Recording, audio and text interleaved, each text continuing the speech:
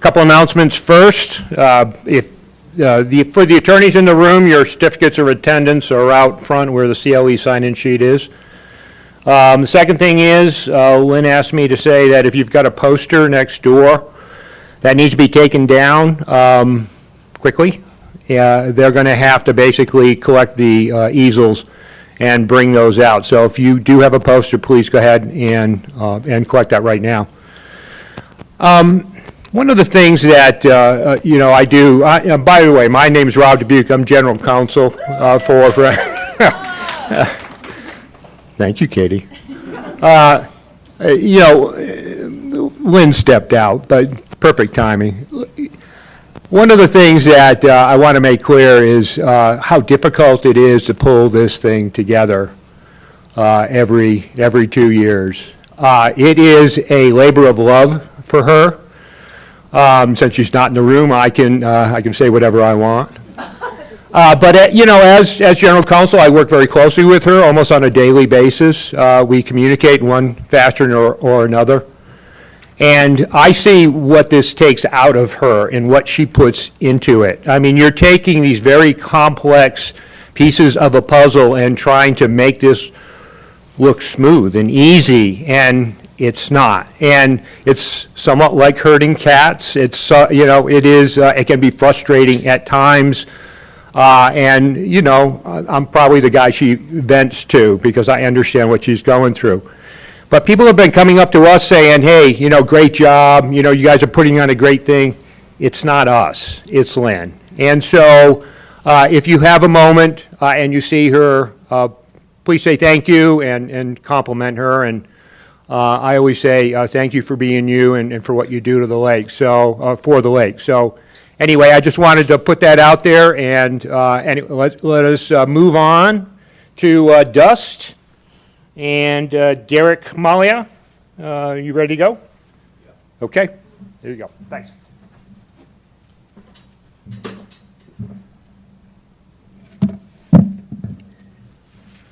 Okay, so today I'll be talking about a user-friendly tool for estimating Great Salt Lake dust exposure for communities across Utah. And so first off, before I kind of jump into this talk, I just kind of want to thank my co-authors. As much as I like to say that this is a one-man effort, this is actually required to develop this tool, a small army. And so this work would have not have been possible without all of my kind of co-authors, and really appreciate all the help that I've gotten towards developing this tool and applying it to really kind of interesting topics related to the Great Salt Lake. So the objectives of this presentation is to first kind of provide a brief primer on windblown dust and its significance as an atmospheric pollutant. And then I will then introduce the Great Salt Lake dust exposure modeling tool once we're all experts on dust. And then we will also, using this tool, will identify communities that are most likely to be impacted by Great Salt Lake dust. And then we'll kind of also wrap up on other impacts of Great Salt Lake dust. So it's worth noting that dust is not just an air quality problem, but this also has a lot of ramifications, especially for our snowpack, which is also experiencing issues related to climate change. And this will just kind of exacerbate those impacts potentially further. So that'll be something that we'll kind of talk about at the end of this presentation. And so first off, windblown dust is a common phenomena across the Intermountain West. We live in a semi-arid environment, and if you go further to our west, which is kind of upwind of us, it gets even drier. And so dust is actually a pretty common phenomena in these kind of environments. So largely speaking, you have a lot of kind of loose soils, not as much vegetation, and so it's easy for those particles to be blown along the surface and then emitted into the atmosphere. So dust is actually pretty common across here, even without the Great Salt Lake. So dust primarily emits fine and coarse mode particulate matter, so PM 2.5 and PM 10. And that just means that these particles have a diameter of 2.5 and 10 microns. And so since these particles are really small, so I had said that these are 2.5 to 10 microns, these particles are really small, and so because of that they can kind of penetrate deep into your lungs, and so for that reason it can cause a host of cardiovascular and respiratory issues, and so that's kind of why we care about dust from an air quality standpoint. And so for this reason, PM5 or PM 2.5 and PM 10 are regulated by the EPA as atmospheric pollutants. Northern Utah is located on the eastern half of the Great Basin, which is a major dust source across the western U.S. And so, and unfortunately, we have a lot of kind of dust sources that are kind of upwind of us. And so for us in Utah, our most prolific dust sources include the Great Salt Lake Desert, and then a number of other kind of dry lake beds, like the Sevier Lake Dry Bed is an example of that. And then on top of this, we have a new kind of emerging kind of dust source, which is going to be the Great Salt Lake shoreline. And so that will be the kind of the focus of today's kind of presentation. Now, before we kind of jump into Great Salt Lake dust, I kind of want to give you, have you kind of look at this image right here to go into the anatomy of what a dust plume looks like. And so this is actually a dust plume from 2008. And what you can kind of see here is you can see that if you look at SDL, which is the severe dry lake bed, you can see this really concentrated plume of dust coming off of that, and it's being transported to the north by southerly winds, probably associated with an approaching cold front. And what you'll notice is if you're right next to that kind of source region, it's like a fire hose of dust. And so, you know, you can imagine the air quality is going to probably be very hazardous being that close to that kind of dust source and so on. But then if you kind of track that plume further to the north, it kind of dilutes and kind of spreads out, which is typically what we see with emission sources, that as you get further away from that emission source or pollutant source, things kind of disperse over time. And so in Salt Lake City, you know, that dust plume is still reaching Salt Lake City. It's still probably pretty polluted. It's probably not good to be outside on that day, but it's probably not as hazardous as being as close to it, like if you were, like, let's say, at that D location. And so anyways, this is really important. So the take-home point here is that if you're really close to your dust source, you know, your concentration of your pollutants is going to be really high. And as you get further and further away, it dilutes and so on. And so this is going to be really important when we're talking about the Great Salt Lake, which is, unlike Lake Sevier, this is going to be much, much closer. And so, so dust is most common during the late afternoon and spring and fall. So my colleague Jim Steenberg's done a lot of really excellent work looking at dust events in the Department of Atmospheric Sciences. Our department's done a lot of really great work looking at dust over the years, so a lot of work in this space. But dust events are most common during the late afternoon, and so maybe around like 6 p.m. And that has to do with the fact that that's when the atmosphere is most convectively mixed. What that really means is that's when the winds are usually the strongest. So the winds are usually strongest during the late afternoon. And then our dust events are most common during the spring and the fall. And that has to do with the fact that that's usually when we see our frontal systems. And it's cold fronts that are mainly driving our dust events. So usually with a cold front, what happens is if you're out ahead of your storm system and your cold front, the winds are going to be southerly. If you're behind the cold front, the winds are usually going to be northwesterly. And this will dictate where your dust is coming from, you know, given your location and proximity to those kind of dust sources. And so this is important because I want everyone to keep this in mind that, you know, just because you see that it's dusty out doesn't mean that it's going to be from the Great Salt Lake, but it's going to be really dictated by the direction of the wind. So if you're here in Salt Lake City, for example, if the cold front is passed and you're getting post-frontal winds or northwesterly winds, you know, your dust is potentially coming from the Great Salt Lake if it's dry enough out there. It could be also other dust sources that are further upwind as well. But if you're in Salt Lake City and the winds are coming out of the south, the Great Salt Lake is actually not going to be upwind of your location. And so in that situation, if you're looking outside and you're seeing that flag kind of blowing towards the north, that's probably going to be a situation where that dust is probably coming from a different location, probably Lake Sevier or one of the many other kind of dust sources in southern Utah. So that's something important to keep in mind. Now, if you're in, let's say, Brigham City, it's actually a slightly different situation where if the cold front is kind of upwind of you, you're probably going to be in a position where you're getting kind of southwesterly winds, and you're going to be, you know, definitely downwind of Bear River Bay and Farmington Bay as well, and we'll be experiencing a lot of dust. But then when that cold front moves through, you'll be getting northwesterly winds, and then so the Great Salt Lake will no longer be kind of upwind of your location. And then, unfortunately, if you're Ogden, well, it's not ideal in any situation. You're always going to be kind of downwind of the lake. And so if you have southwesterly winds, you'll be getting dust potentially from Farmington Bay. And then if the cold fronts pass by, then you could be getting dust from Bear River Bay. So anyways, it's a really unfortunate situation for those that live in Ogden.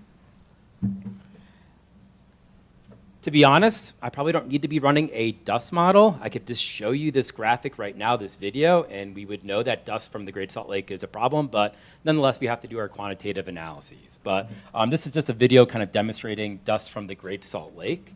And so I have the Great Salt Lake kind of noted there. We have,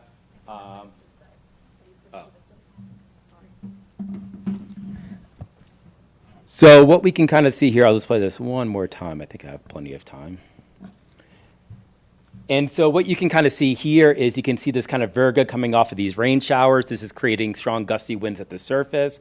And what this is doing is this is kind of blowing dust around. And so you can see that this dust is coming from the Great Salt Lake, pushing into Salt Lake City, but also worth noting that if you look at the camera that's looking south, you can also see that that is dust is not just stopping at Salt Lake City, but it's really blowing into the rest of the valley. So this is not just going to impact communities that are right next to the Great Salt Lake, but it could impact areas that are much further downwind as well.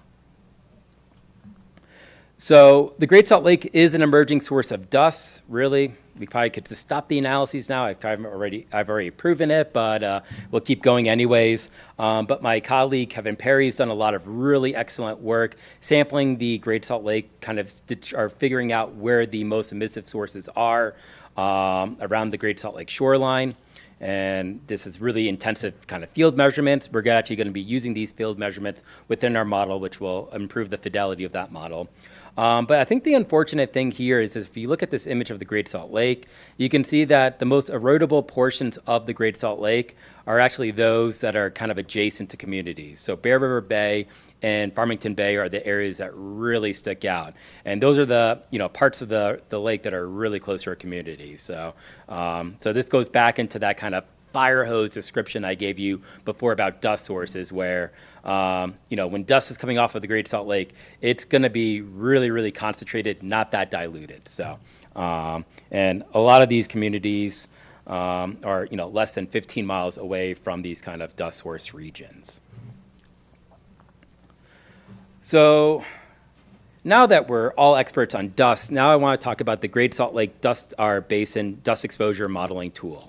And so this tool actually consists of three kind of different components.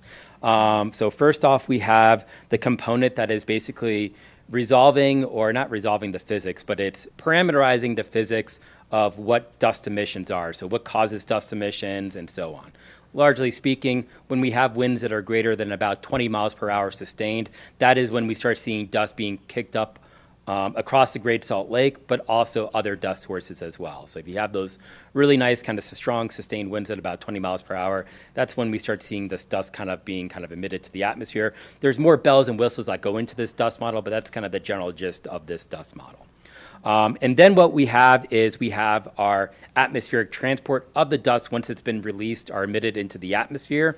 And so we have a weather model that is effectively handling the atmospheric transport of this. And so we use a model called high split stilt, but that's really not important. The important bit there is it's carrying the dust from the source to the different kind of downwind regions. And that's really what that model is doing. And then the third component is where we take the transport model and convolve that with the dust emission model to figure out the contributions of dust at downwind locations. So for this study, what we did is we looked at different kind of census tract locations, and we kind of looked at how was dust changing at these locations for different Great Salt Lake water level scenarios. And then I actually just wanted to spend just a second on the development of this dust tool. So a lot of you are probably just seeing this tool for the first time. But along these lines, this tool has actually been around for a really long time. Actually, I started this when I was in my second year of my PhD. And so lots of thanks to the Utah Division of Air Quality for initially kind of funding this dust model. When we initially developed this tool, it was really just looking at dust across all of the western U.S. We didn't really think it was going to be applied to the Great Salt Lake. We really, at the time, didn't really even realize that the Great Salt Lake was a big problem back then. But then, we started hearing, I think it was around when there was like news about maybe the possibility of a Bear River Dam, where we got us thinking that, if the lake levels decrease, we might have a situation like Lake Sevier where we see a lot of dust. And so we actually ended up proposing this work as part of the Doyle Stevens Scholarship. And so, Lynn and Friends of Great Salt Lake, I look at them as being visionaries, realizing that this is really important work way back in 2017 before Great Salt Lake dust was cool. And funded this work, and this really got the ball rolling with this tool. So, example of kind of like grassroots kind of,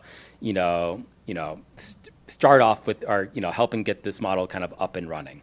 And then we got other kind of projects. So we got a Dust Squared project with NSF. So that was a project that Kevin Parry was leading, and that sustained further model development through the COVID period. And then Utah Division of Air Quality funded this work to do additional kind of refinements and expansion of this model to cover more kind of dust events. And then Utah Division of Natural Resources also, along with the Wilkes Center, helped fund work to get this kind of dust model from kind of, from code, like a code base to, and just data and numbers to like an actual website that people can actually interact with. And so, so over the years, we've had a lot of funding support for this tool, and really, really grateful for that, because really without this kind of funding support, this model would not have been possible, along with all the people that have contributed to this work, people like Kevin and many others, and Sara. Okay. Now let's go into the results. So I think this is what everyone's been waiting for.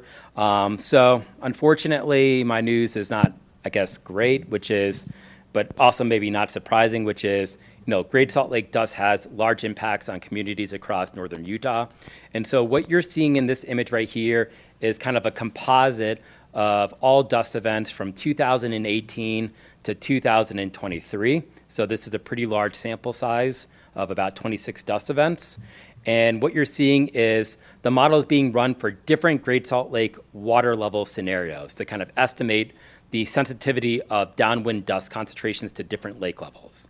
So if you look at the top row on the image on the upper left, what you'll see is, the lake is really small. And as a result of that, you can see that there's a lot of reds on that map, which is indicating that dust concentrations at the different census tract locations are really high. But as you start filling in the lake, what you'll see is that those dust concentrations are going down. And so that's indicative of the fact that, okay, if we fill in the Great Salt Lake, we start shutting off those dust emission sources around the Great Salt Lake. And so for that reason, not super surprising that, that's going to decrease dust. One thing that you'll note here too is that the dust, even in the highest lake level scenario, does not go to zero. And the reasoning for that is that this dust model is not just accounting for dust from the Great Salt Lake, but it's also quantifying dust from other dust emission sources. So it's also just worth highlighting that, filling in the Great Salt Lake will definitely dramatically reduce the dust, but it won't make it totally go away, and that's just due to the fact that we live in the western U.S. where there's a lot of other dust sources. But this will substantially decrease the dust. So if you look at the percent changes and look at the average lake level scenario, which is at 4,200 feet, and then you compare that with the other lake scenarios, like the most pessimistic lake scenarios, you can see that, decreasing the lake or increasing the lake, will decrease dust in this case by upwards of 60% in some communities. I think another really kind of interesting result here, and this was something that it was actually Sara's idea, is that, we should look at the spatial gradients of dust, because it was, we were hypothesizing that, there might be like this kind of west to east gradient in PM 2.5. And that's actually something that you see here. And this has definitely environmental justice kind of ramifications. The western side of the Salt Lake Valley, for example, is more polluted for other reasons besides dust. But you can kind of see here too that even in the world of dust, that side of the valley is also going to be much more polluted. So Sara's actually going to talk more about that in about 5 to 10 minutes. But anyways, there's definitely an environmental justice aspect to this, distribution of dust across really all of Utah. And then the other kind of take-home point that I think is really important with these results is that our work is not done when the lake is partially filled in. So once we get the lake levels to about 4195, you can still see that the dust concentrations, relatively speaking, are still pretty high.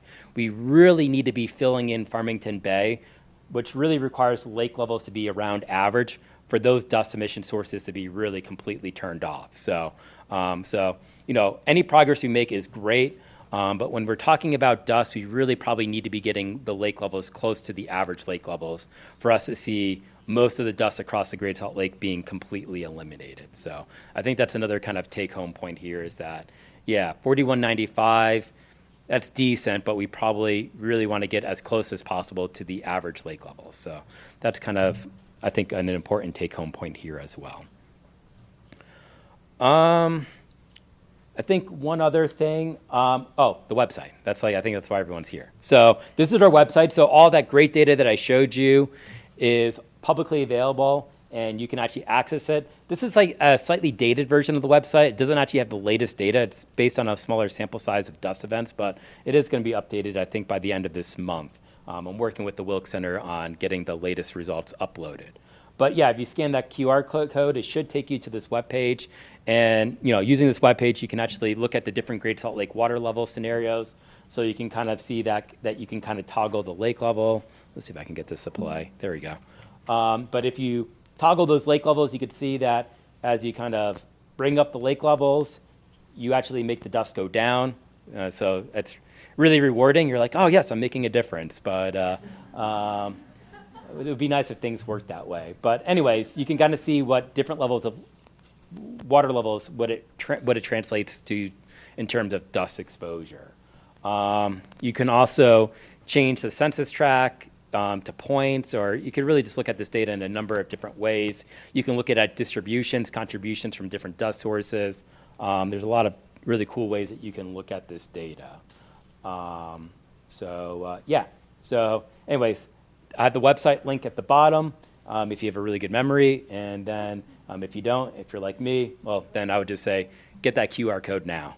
Or you can just email me and I'll send you the link. Or you can go to the Wilkes webpage, Wilkes Center webpage, and that website this website will be on there as well. The last thing I wanted to talk about before I kick myself off the stage, which is dust also has impacts beyond traditional air quality problems. And so along these lines, my colleague Mackenzie Skiles, and then also Otto Lang, who was a student that was working with Mackenzie, what they found is that dust also has an impact on our snowpack, which is, you know, that's a pretty big problem because we could definitely, you know, we definitely have issues with, you know, our snowpack like this summer or like last winter. You know, that snow was really kind of melting off pretty quickly, or we really didn't get a whole lot of snow to begin with. That's something that we'll probably see more of as a result of climate change. That will probably be, unfortunately, maybe more of our reality going forward. Not every year, but it'll become more common as we go forward. And unfortunately, when dust gets deposited on snow, what it does is it darkens that snow, and then that snow can then absorb more energy from the sun. So it's kind of like if you live in Salt Lake City, this is why you don't drive a black car, because it's really good at absorbing energy from the sun and makes things really hot. This kind of effectively does the same thing with snow, where it will cause that snow to kind of melt faster. And so for that reason, our snow already melting faster due to climate change, and then adding this additional kind of factor to this will only magnify the impacts that this will have on our snowpack. So if we want to keep our snow around, we need to limit our dust issues as much as possible. So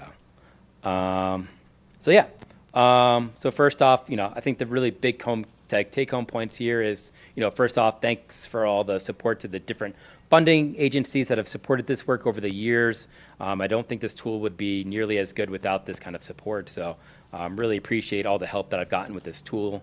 The shrinking Great Salt Lake has had a noticeable impact on dust across northern Utah.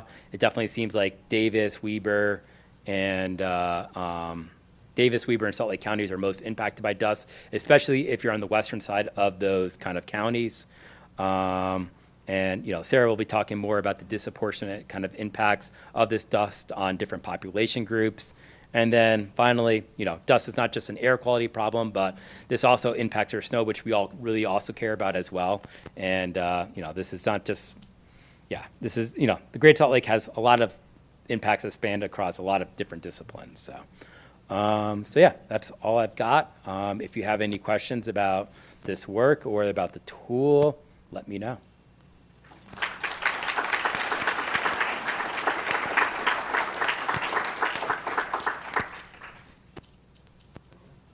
I have a question. One of the questions I get a lot just in the public in general, and I also am in the coaching space, is how can we know when the dust or the air quality in general is going to be dangerous to be outside, especially considering that the late afternoon in spring and fall is our highest risk times. That's when most of our kids are out playing t-ball and soccer and everything. So do you know of anyone or any way that this information is communicated to the public in kind of a live updating notice of when it might be best to avoid being outside?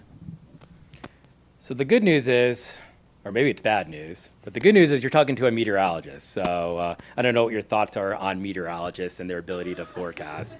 So one of the things that we want to do with this tool is actually to turn this into a forecast tool. So this kind of tool that we've developed could actually be used in a forecast setting. So that is definitely something that we are kind of looking at. We actually are running a dust model, or not dust model, but we're running an air quality forecast model out of the University of Utah. It's going through a few updates right now, and I don't actually know if it actually includes a dust model for the Great Salt Lake. I don't know if that update's been pushed, but nonetheless, we're definitely looking at taking this model, which is really being used to look at historical dust events and kind of repurposing it using forecast weather data. So instead of using historical weather data, we can now use forecast weather data. And then for that, in that situation, then we can forecast dust. So so that is, I think that's that's the next thing I want to do with this. And so it's something that I'm going to try to pitch to the Utah Division of Air Quality as like a next step to this. And this maybe could be something that could be posted on their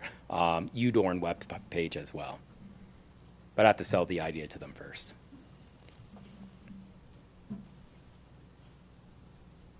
Cool. Thanks, everybody.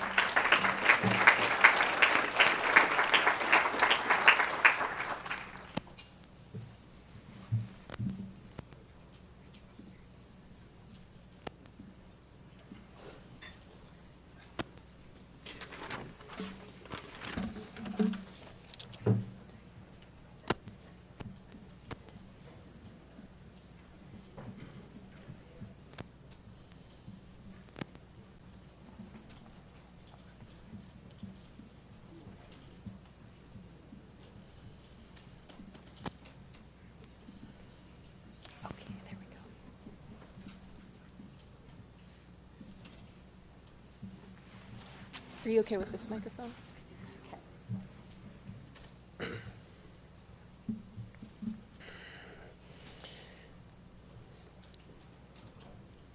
Hello, friends and friends.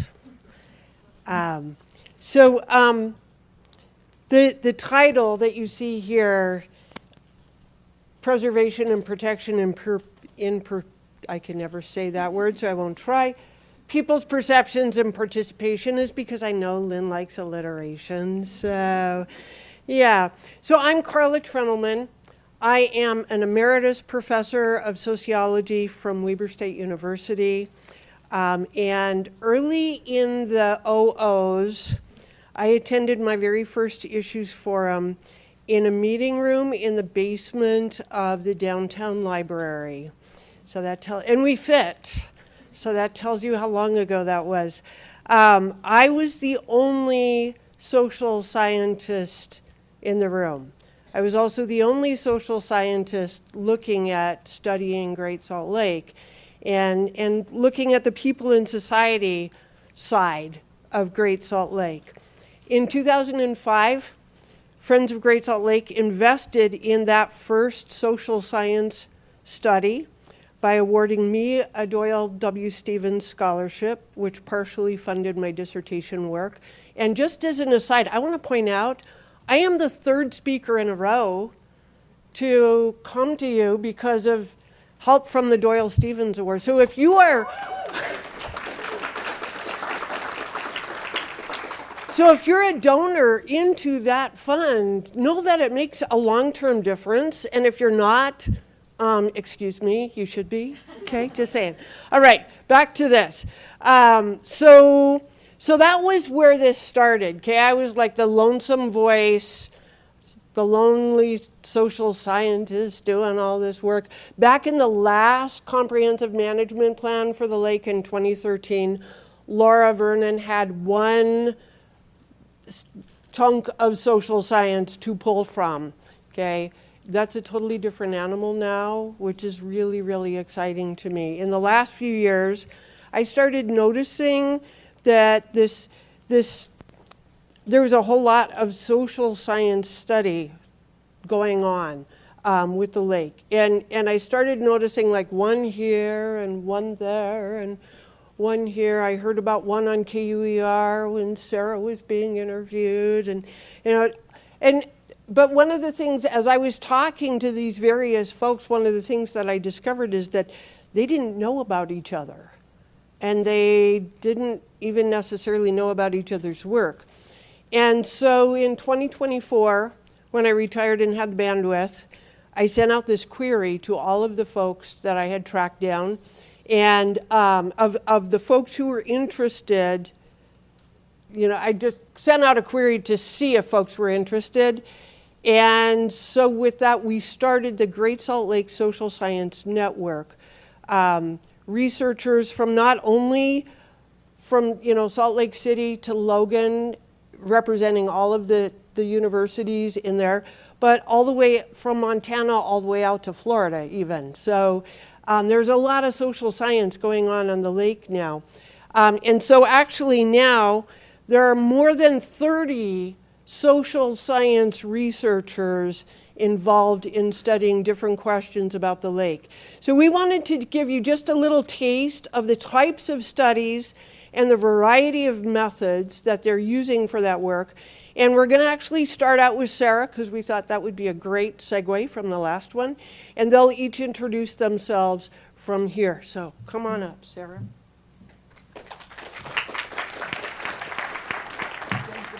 Perfect. Pass the baton. All right. Well, my name is Sara Grineski. I'm a professor at the University of Utah. And I'm interested in social inequalities in Great Salt Lake dust. So in previous work that my team and I conducted, we found pretty strong social gradients in exposure to fine particulate matter with respect to racial ethnic minority status here in Salt Lake County. And then the question becomes, well, we know the drying Great Salt Lake produces dust. Where is that dust going and who's going to be impacted by it? And as a social scientist, I have this question, but I don't have the skills and abilities to do all of this by myself, right? So this is where I pair up, and I'll give you the names of all my collaborators at the end, but certainly Derek's dust model, which he just presented to you, was amazing data for me to link with social data.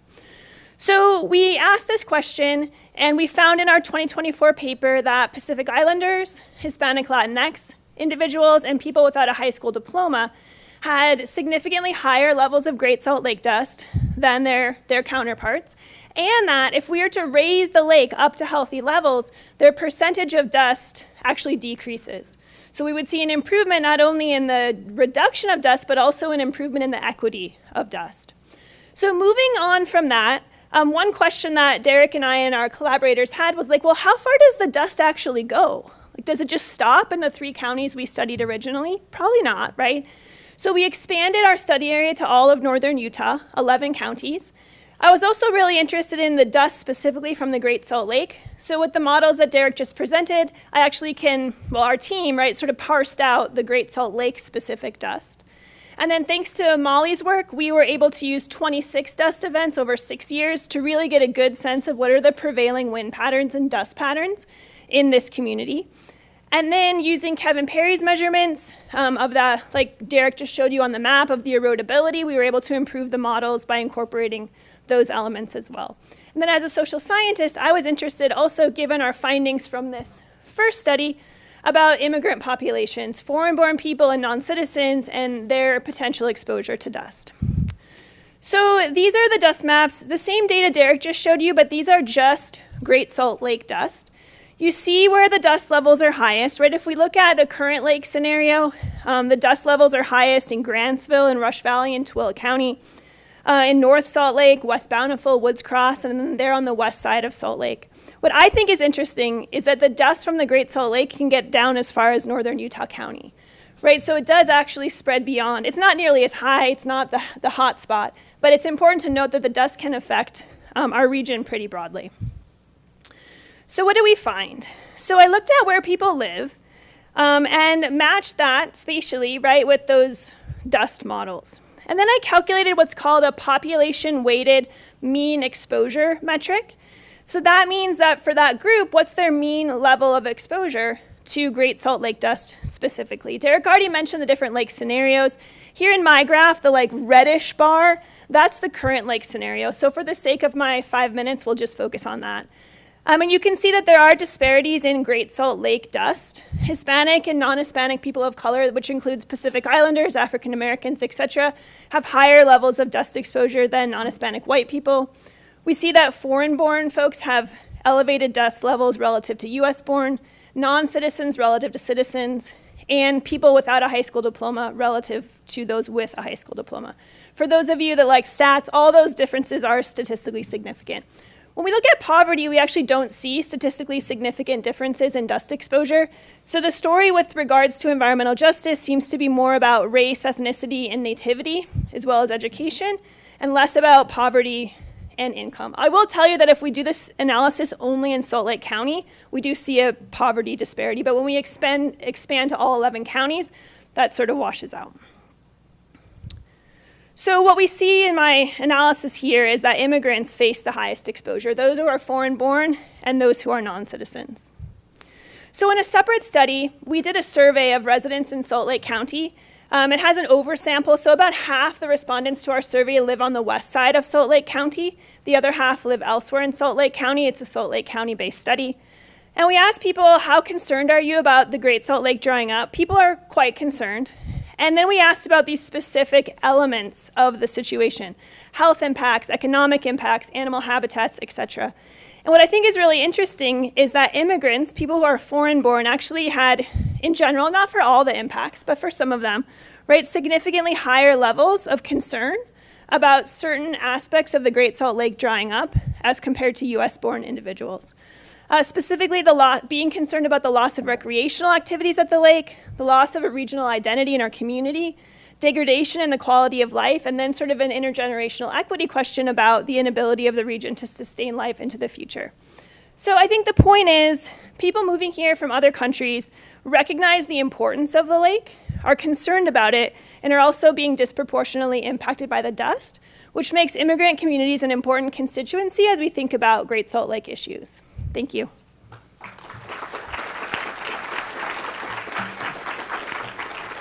And this work involves a lot of collaboration, as Derek already illustrated to you. So there's all the folks that helped me. Hello. My name is Kirsten Vinyeta. I'm an assistant professor in sociology at Utah State University. And Sara's presentation, guess I should start here. Sara's presentation offered an excellent prelude to the work that my former master's student, Naureen Fatima, and Dr. Aaron Hoffman and I recently published in a Community and Natural Resources Institute research report titled "A Gap in Outreach, Few Community Organizations Interface with Immigrants Regarding Disproportionate Air Pollution Risks." And given that community organizations are among the few and sometimes only institutions international immigrants and refugees may come into close contact with, we wanted to know if these organizations are currently sites of knowledge exchange and programming regarding air pollution risks along the Wasatch Front. And as the title gives away, what we found is that very few of the organizations we interviewed, and I'll talk a little bit about our methods in a second, very few of these in our sample were actually engaged in this kind of work as of fall 2024. And so in the next few minutes, I'll talk about, I'll blast through. We each have 5 minutes, so we have to kind of give you a little snapshot. But I'll blast through how we carried through this research and what we found. So unlike Sara's work, which is more quantitative in nature, ours was interview-based. And so what we did is we reached out to 27 different organizations locally that interface with immigrants in some capacity in various ranges, right? So we defined these organizations as non-governmental entities led by or interfacing with immigrants and or refugees at the local scale with the intention of providing services and resources to promoting civic engagement among and or advocating on behalf of immigrant and or refugee populations in some capacity. So we reached out to 27 of these organizations, 16 agreed to be interviewed, and we had an interview instrument that we employed during these interviews that included 14 open-ended questions, and some of the ones, just to give you a sense of what these look like, included how does your organization mission intersect with environmental concerns resulting from the changing water levels of Great Salt Lake? So, pretty Great Salt Lake specific questions. And then can you describe some of the initiatives your organization has undertaken in response to the drying of Great Salt Lake or other environmental concerns affecting the Wasatch Front? And so what we found is that actually a lot of the organizations demonstrated an understanding of the disproportionate pollution exposure experienced by immigrants and refugees. So here's some quotes that we gathered from our interview participants. So one person said, people who live on the west side, they're going to have higher rates of asthma and other forms of cardiovascular respiratory health. Utah's people of color are going to be harmed disproportionately, right? Or West Valley or South Salt Lake are areas that are more affected by pollution, and those are areas where our clients are more likely to live. Or finally, we've noticed that on the west side of Salt Lake City, at least 1 in 3 individuals had a family member that had asthma, which is very different from the rest of the city, right? So there was a clear understanding there of these disproportionate impacts among most of these organizations. But then despite this clear awareness of both the disproportionate exposure and perceivable health disparities, only 2 of the 16 organizations we interviewed had actually developed programming or resources geared at raising awareness among immigrants or mitigating these risks among this population. And so what we gather in our report are what are the barriers, right? Given the fact that a lot of these organizations know the information about these disproportionate exposures and the already apparent health risks, what are the barriers that are limiting these organizations from embarking on initiatives to sort of protect these populations and have knowledge exchanges? And so we found that there was 4 important categories that were sort of shared across these various organizations. The first and fairly obvious is financial, right? And especially in this current political context, these organizations are often working with very limited resources. And so lack of funding to expand the organizational mission and limitations on external grants about how funds could be utilized, right? Then we also saw organizational limitations such as staffing shortages, right? A lot of reliance on volunteers, and also lack of environmental expertise within the staffing and volunteer force that they have. We also saw socio-political limitations such as language barriers and lack of time and transportation, limiting immigrant participation in various initiatives, as well as lack of political representation addressing immigrant concerns. And finally, the one that surprised us, and especially in light of Sara's findings, right, that this is actually a concern among immigrant populations. Some of our respondents had this ideological barrier, this perception that the environment is not really an immigrant issue, and that air quality lies outside of immigrants' basic needs, which is kind of how a lot of these organizations orient their mission. And so, in essence, this is an environmental justice concern in the region, right? Because immigrants face the highest air pollution exposures along the Wasatch Front. But given that these are the organizations that they often interface with most closely, especially upon arrival and in the first few years being here, they likely are lacking adequate information access regarding air quality, Great Salt Lake desiccation, and air pollution risk mitigation strategies, right? And so if you're interested in finding out some of the recommendations that our team provided in this report, I encourage you to visit with the QR code. We understand, as we were writing this, right, it was very clear that there's very tight resource limitations among these organizations. And so we provide a couple different strategies under constrained resources versus, if there is funding, different tiered strategies depending on their circumstances. So I encourage you to check out our report if you want to learn more about those. Thank you so much.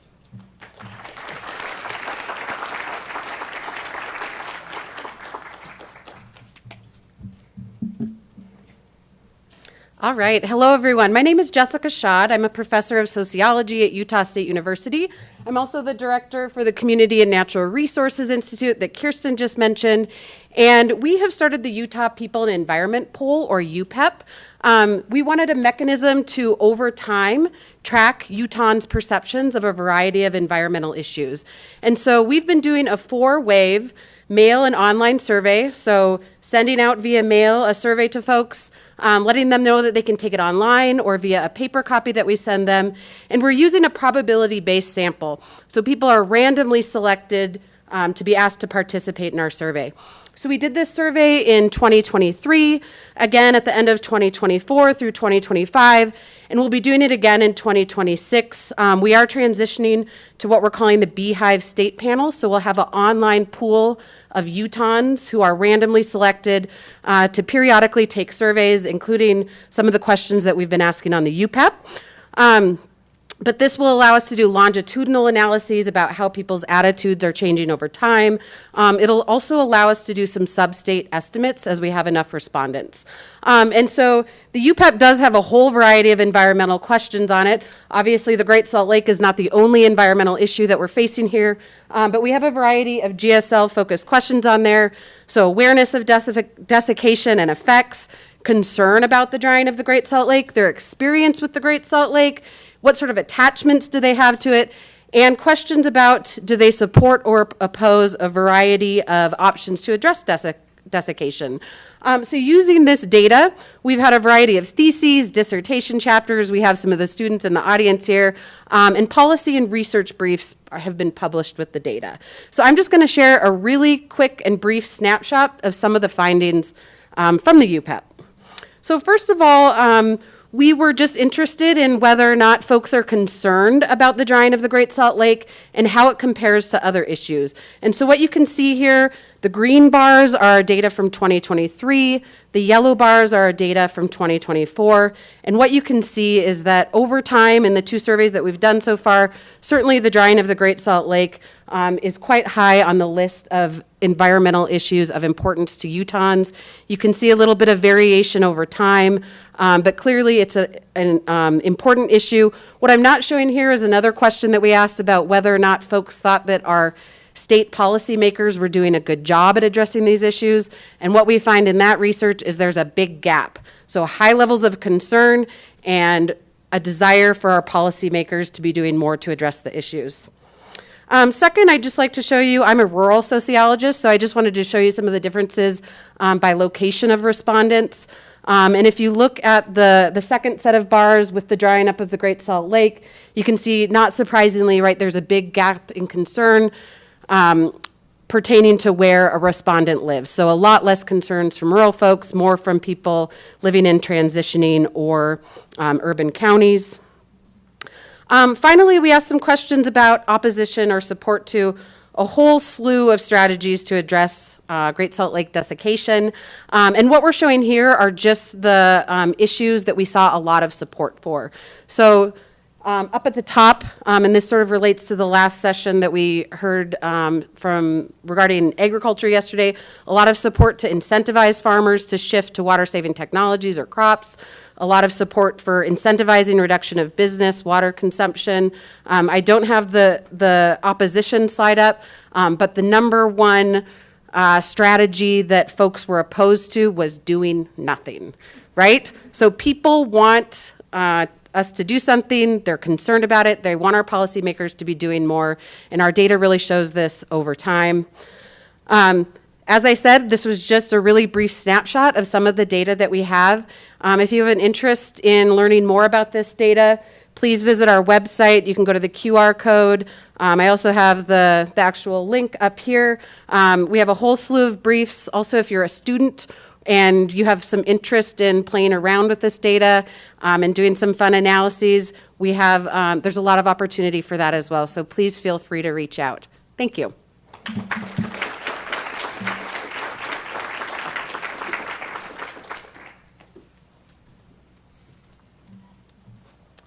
Right. Hello, everyone. My name is Matt Gnagey.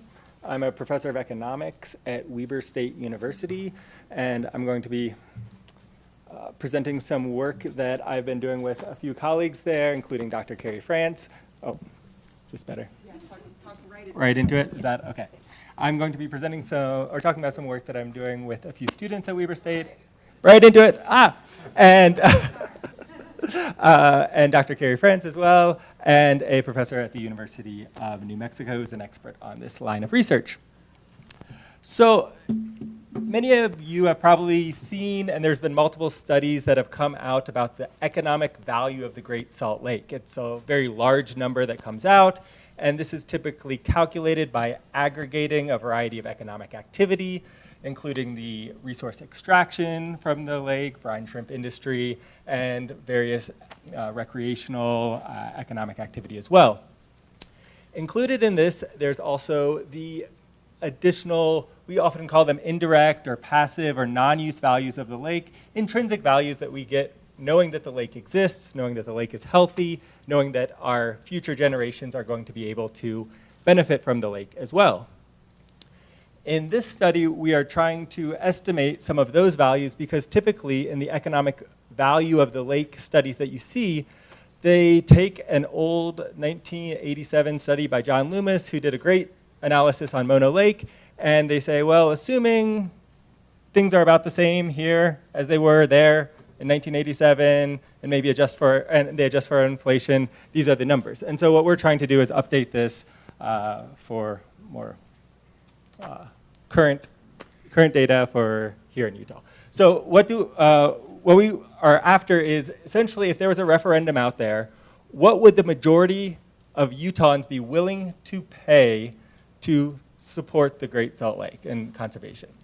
The challenge is this is a hypothetical survey, so you could imagine that there'd be some people out there who would say I'd be willing to pay $1 billion, even if they don't have any of that money. And so our goal is to try to make this instrument as credible and believable as possible. To do this, we measure it, or we introduce the survey as essentially a referendum, so not something where people can fill in the blank, but people just say yes or no to a value that we introduce. The realistic feature of this is that it follows majority voting rule. It's a coercive payment that we test. It's not voluntary. We test both an additional payment that people would pay for the water bill or for their state income tax.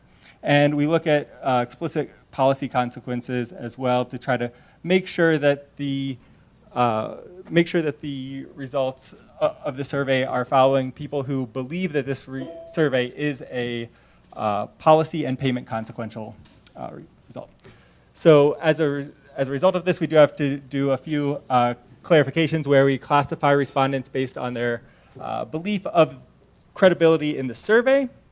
And essentially, there's 2 or 3 takeaways that I'd like you to come away with this from. The first is that the very conservative recoding, the number that I am confident in is that the median willingness to pay, if there was a referendum, people would be willing to pay at least $40 additional per year on either their water bill or their tax, state income tax. And the mechanism, the water bill versus the state tax, was not different. When we aggregate that up by the households, if there's a little over 1 million households, then that would be $40-ish million per year. Additionally, if you start looking at some of the consequentiality, this number could be significantly greater in the $100 to $300 million per year amount. And the takeaway that I like about this is that it's exciting to see that people are actually willing to pay for the lake and they'd be willing to support programs that cost a lot of money. We've seen a lot of presentations where people are saying we need more money for the lake, we need more resources, and this gives me some optimism in that regard. So the last takeaway, and it's kind of exciting, is we're digging into some of the demographic differences about what people are willing to pay. We're finding some really fascinating results. Farmers are actually willing to pay more than the general population for conservation of the lake. The LDS population here is willing to support the lake at a greater level than the non-LDS community as well, and some other findings which might be circulating as a part of the report that we're putting out. All right, thank you all.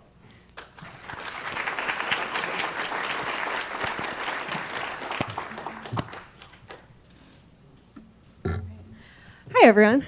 My name is Shae Barber, and I am currently a student wrapping up my master's degree at the University of Montana in environmental studies. I graduate tomorrow. Very excited.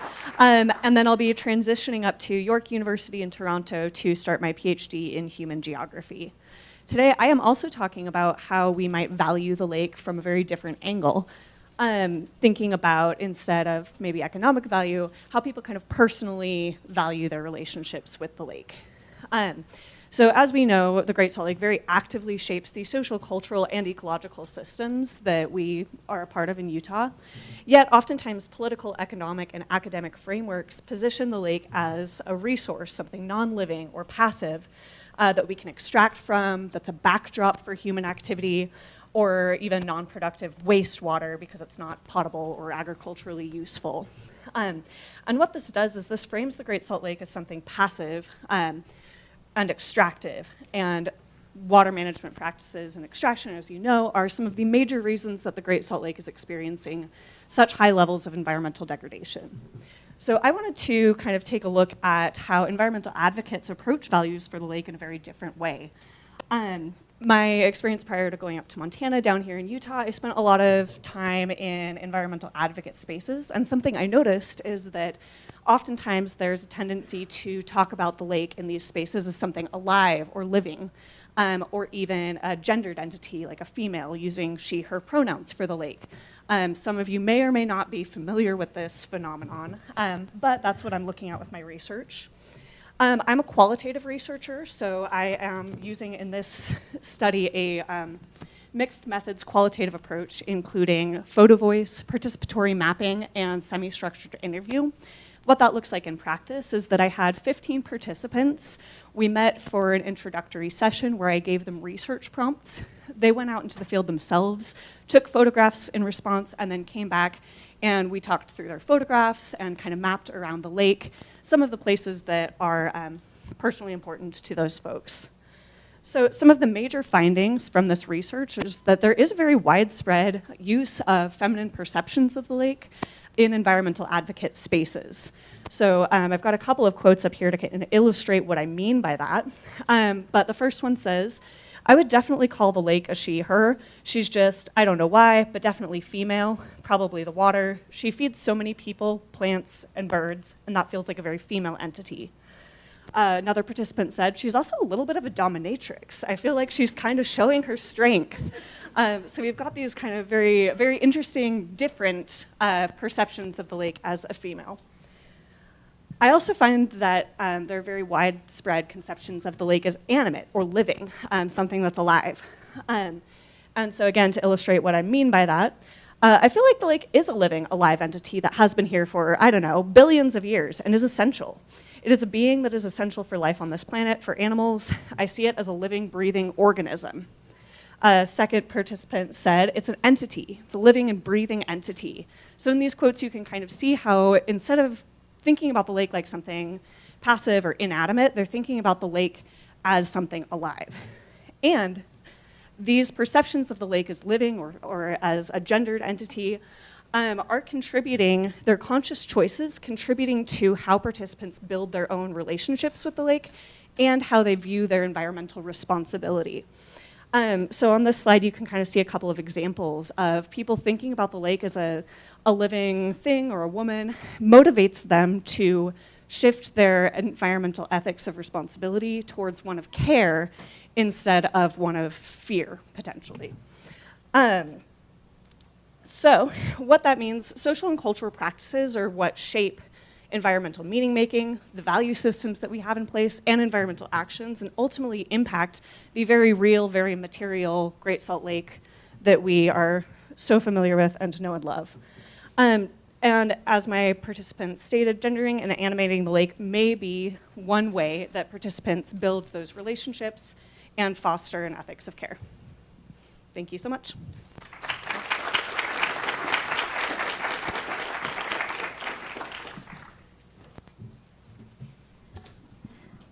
Does it work if I use this? Or can you hear me? Okay, great. Thanks. Hi, I'm Lisa Welsh. I'm presenting work that I've done with Joanna Endter-Wada, and the work that we've done in the Great Salt Lake policy space.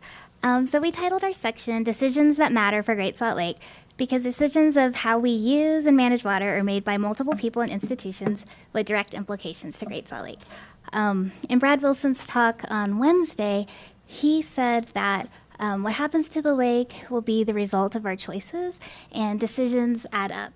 And so in our research, that's something that we've tried to understand a little bit more, to find out what are the decisions that are being made, and how do those decisions interact to affect the lake. So the first project I want to talk about is the Future of Great Salt Lake Survey. That's something that we've worked on with Joanna, Karen Kettering, and Anna McIntyre. We administered that survey in the fall of 2022, so that's a while now. We received about 1,100 surveys back. I have a QR code here to the final report of the survey if you want to read more about our methods and also get better graphics of those charts. I learned from the first day that I used Brian Steed's method of taking the screenshot of the PDF. That's probably not the best thing to do, but I just wanted to kind of just quickly kind of go through about some of the things that we did in the survey. One of the portions of the survey, we asked Utahns for their perspectives on different strategies to secure water for Great Salt Lake. And we focused on 3 levels of action: what people thought should be addressed at the state level, what they thought their communities should do, and then what they as individuals might choose to do.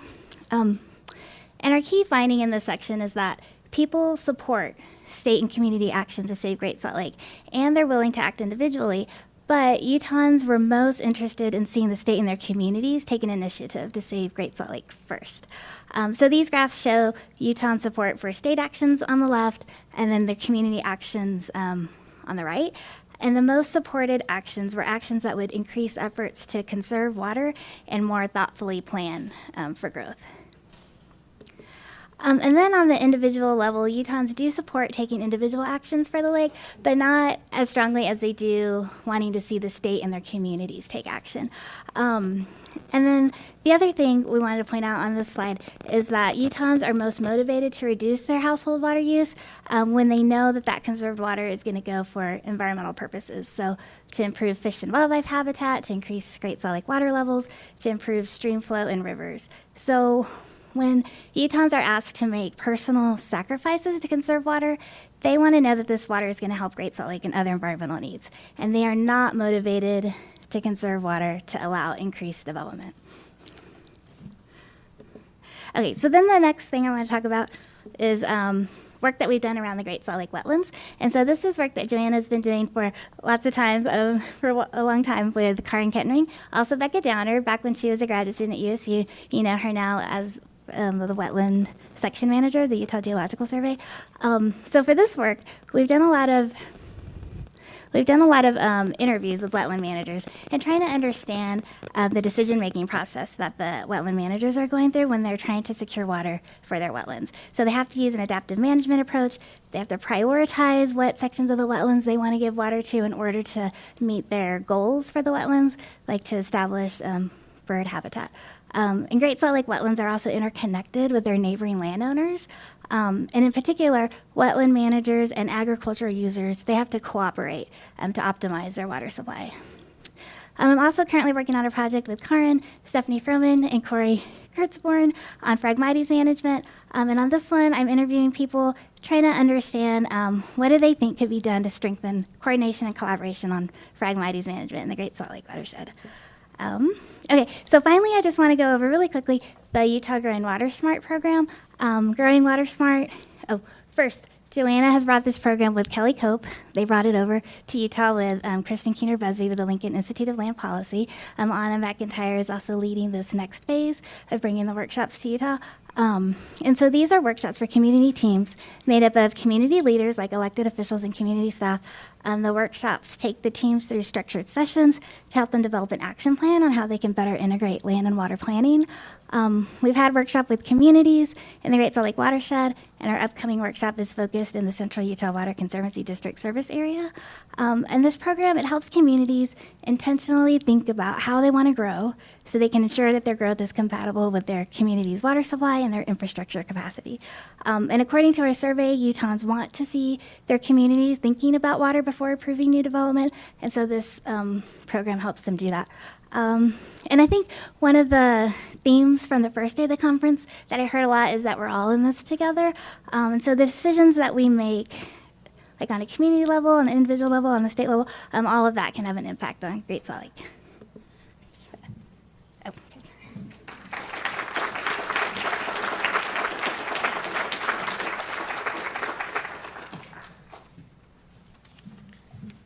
Wow, I'm impressed. That's like the fastest talking social scientist I have ever encountered. And so what that means is you have plenty of time to ask questions in just a moment. So be formulating those questions in your mind. Obviously, these were really bite-sized tastes. This QR code or the URL will take you to the website for the Great Salt Lake Social Science Network. And that network, that website, has links to all of our researchers and all of the social science work that's been done and is being done on Great Salt Lake. So I would definitely encourage you to take a look at that. And it includes lots more than what you heard today. So for example, there is a new leader. This is my last leadership gig for the network. The person who has been working on taking over is Stacia Ryder from USU. And she and some of her students have actually been working on looking at attitudes and perceptions of farmers related to Great Salt Lake and conserving water for Great Salt Lake and those kind of things. So very pertinent to what we've been hearing about this over the forum. And some of you may have seen, there's several of these kind of things on the Great Salt Lake Institute table because they let us adopt a little bit of space. These are just little half-page sheets give you like a little abstract of some of the researchers' work as well as a QR code to get to that work. So please feel free to grab one of those if there was a particular talk you would like to hear more about, okay? And so if everybody's got this, then the next thing we're going to do is give you again everybody's contact information as well as their names. And you'll notice Stacia Ryder's email address is right there as well. And now we'll go ahead and open it up to questions. And I'm going to have the whole team come on up here and take your questions. So go ahead and what questions do we have for these folks?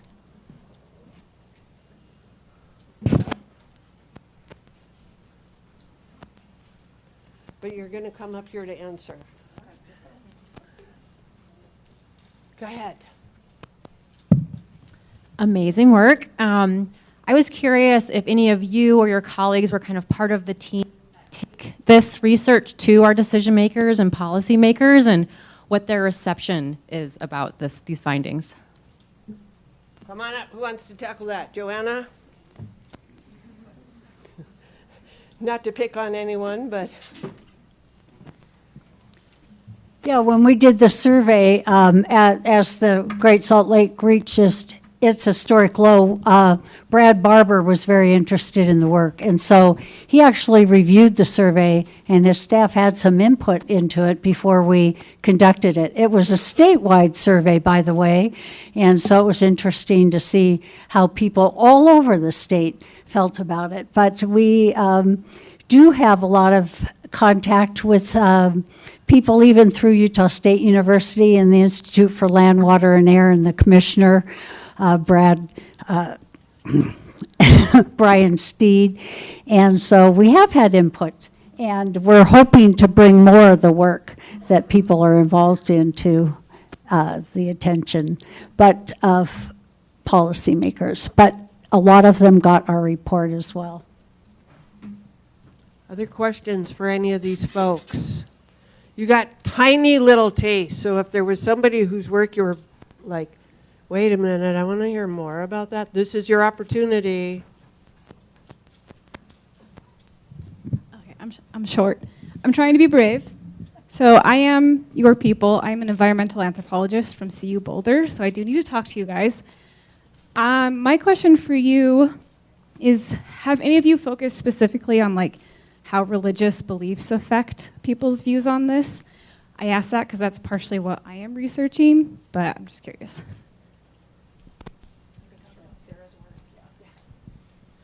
So I have a doctoral student who unfortunately couldn't be here today, but her name is Sara Woodbury, and she's doing qualitative research examining LDS perceptions of animacy of the Great Salt Lake.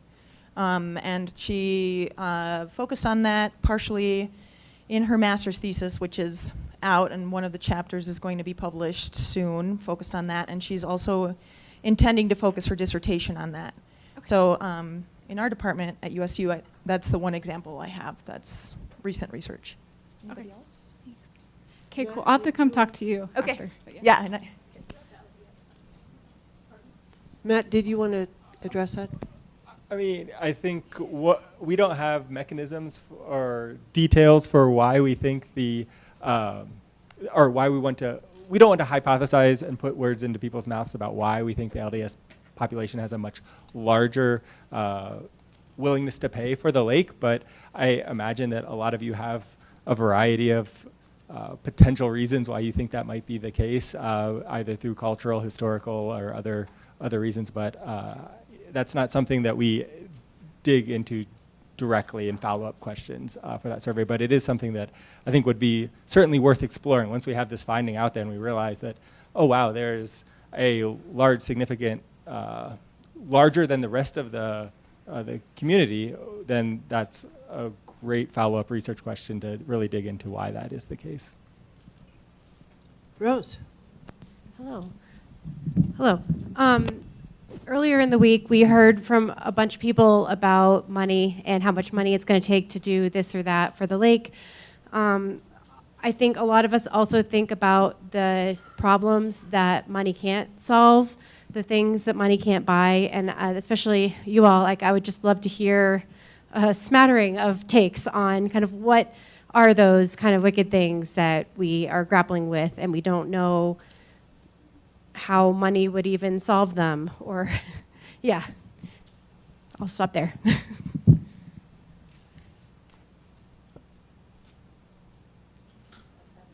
Who wants to play with that?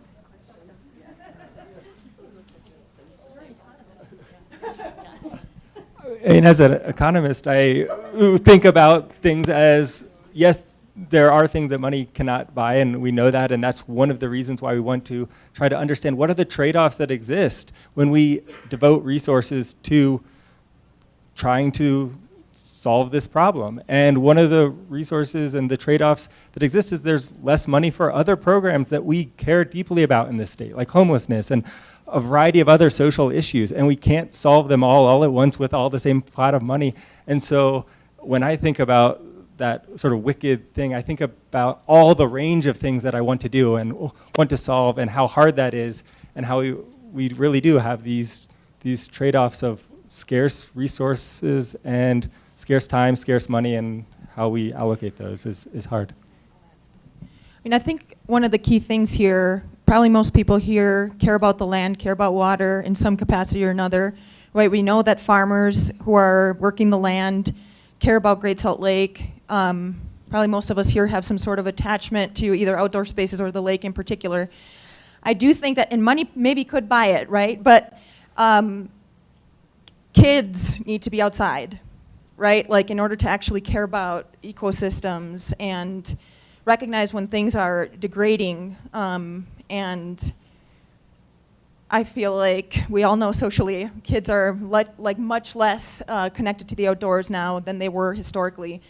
So that's partially something that could be funded, but it's a decision that needs to be actively made, right? Like what matters to us in terms of how we educate future generations, in terms of what matters. And that's going to be crucial in this conversation, right? And if nobody is really like connecting to the land in some capacity, they can't care about these things. And that's a social issue, and that's an issue that is maybe tied to money in some ways, but in many ways it's also not. I have So I didn't share about this, but one of the other questions that we asked about were related to Utahns' fertility intentions. So, and this sort of connects to religion, right? So we have a population that family is very important and that keeps people staying here. Children are very important, but what we can see in some of our data is that that's an increasingly important factor when people are thinking about having children or staying here, right? So just something else to consider. So we have a student, Mufti Ahmed, who's looking at environmental issues and how that relates to migration, but he also brings in these fertility sort of questions. And those are just things that are very important to Utahns as well. So sorry, that's only tangentially related to money, but it's just getting back at, you know, what's important to people aside from money, right? And it's these attachments that we have to places, it's family, and we can see how the drying of the Great Salt Lake and some of the implications from that are impacting these really important things to Utahns. Lisa, did you have something you wanted to add?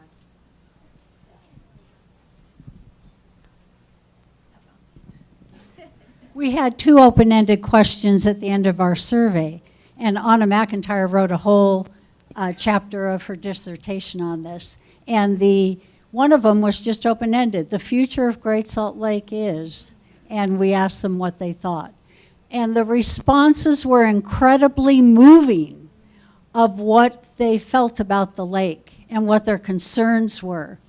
And I would venture to say that most of the responses were all these things you can't put a monetary value on, as they've emphasized. And one thing that surfaced was their fear of the lake disappearing and their willingness to move out of the state because of that. So, whole variety of things, but Anna has some amazing data on that. She plowed into those open-ended surveys, so we have some more information we can get you on that. But they spoke to it in ways that had nothing to do with money. Clearly, that was a great question, Rose. Carrie, go ahead. Yeah, so I know, Matt, that you don't want to speculate, so I'll let everybody else speculate. I was really struck by the differences in the economics study and, Jessica, your study in terms of things like people involved in agriculture and their concern about the lake drying up being less, and yet more willing to pay. Any thoughts on why that might be, or what is going on there? Yeah, I don't have data about farmers specifically. I think Matt does. Okay. My survey data was Utah adults. Oh, yours was in urban general. rural. Yes. Okay. Yes. And yet we saw similar trends in the urban rural, opposite. So. Yeah, I mean, with the Great Salt Lake, I think that's just a function of proximity, right? So the rural population is less. I'm just curious why they would be less concerned but more willing to pay.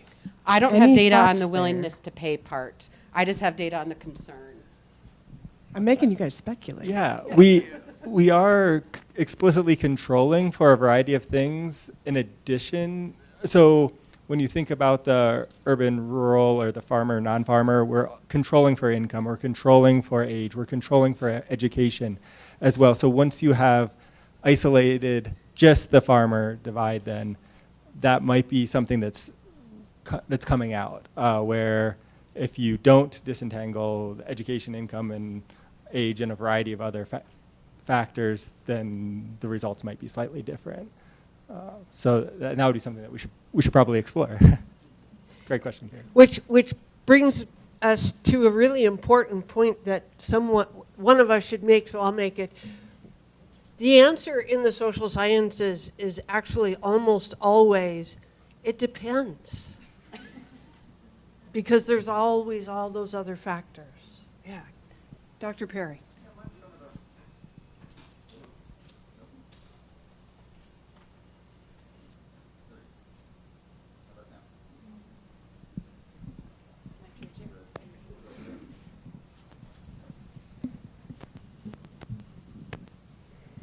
Sorry about that. It's kind of a follow-up to Carrie's question, and has to do more with the lens that rural versus urban looks at the lake issues. And I we can't solve this problem, obviously, without partnering with our rural and farming communities. And I kind of wanted to look at it from their perspective on the issues that resonate with them versus the issues that don't. If any of your research has any insights into that. I will say that there are 2 studies that you can access either on the website or through these little pages. Stacia Ryder and her group has looked specifically at that, as has Bryn Watkins, have looked very specifically at farmers and their concerns and their perceptions. So that would be one place to look at that. Do any of you have any other thoughts on that? Joanna? That's exactly what I was going to say. So some of Bryn and Stacia's research gets at that the sort of sentiment that some farmers feel that they're getting unfairly blamed for the situation that we're in. And so the framing can be really important in the work that's done with ranching and farming populations. And I think what I've found in other work, aside from just on the Great Salt Lake, working with ranchers and farmers, tying back to their livelihoods associated with it, also the intergenerational ties that they have to the land, and keeping that land in their family and in farming is a huge part that needs to be included in the conversation. Otherwise, you can often turn them off from even having a conversation about what to do.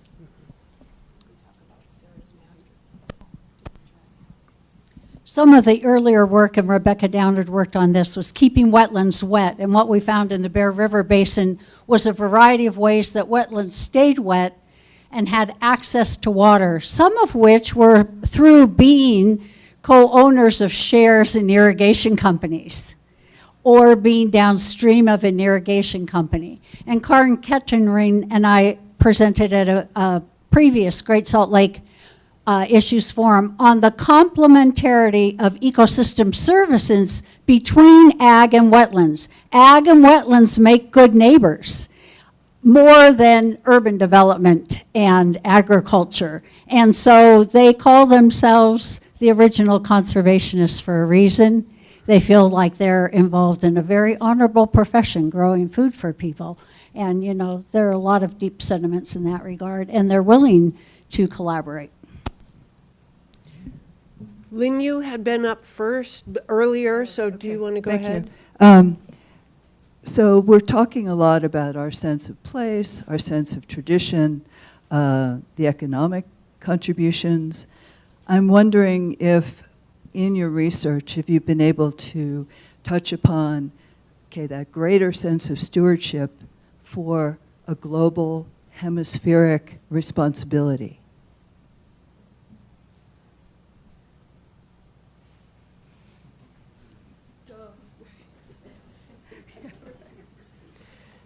Note to the network for future research. The bottom line of our survey is it's about the birds.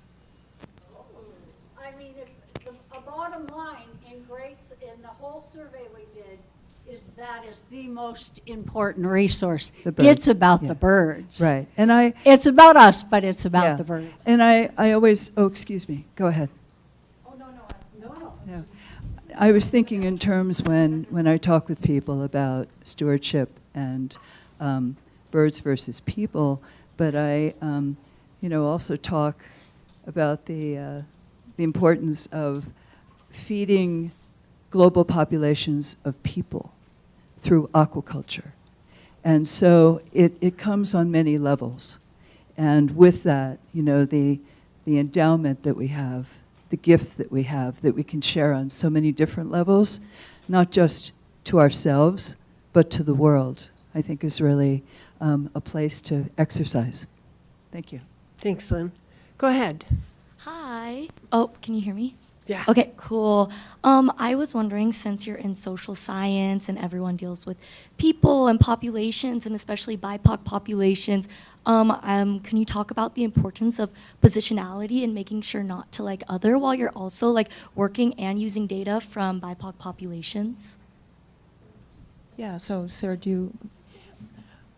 so we in our research with community organizations, we actually first reached out to some of the community organizations to kind of situate our work and ask them for advice about what was of interest to them, whether these were questions that were of interest to like the few organizations that we first sort of piloted our project with.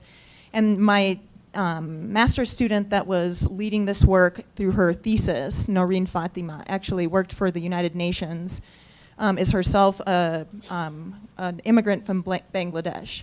And so she was able to sort of bring her own like knowledge of some of this work in reaching out to these populations, us gathering information about what information would actually be useful to you in our interview instrument. And so some of what we have also done then is information that we gathered from the organizations when we interviewed them. We're now actually asking questions to immigrants that we're interviewing to kind of gather what are their perceptions and what might be the resources that might be most useful to then be able to return that knowledge to the organizations that have been interested in some of this data. So we're trying to have a sort of reciprocity involved in the process. We good? Did you want to? Okay. We should probably wrap this up because the next speaker is going to start very soon. So thank you so much for letting us introduce ourselves to y'all.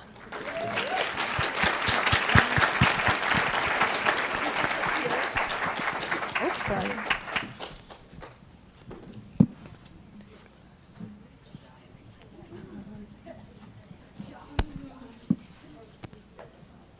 Oh, thank you.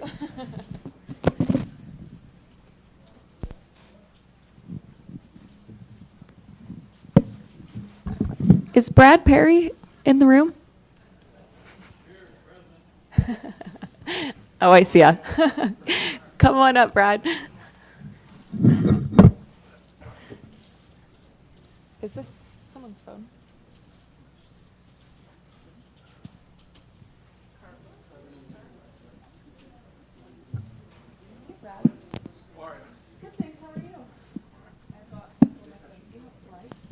Yeah, I do.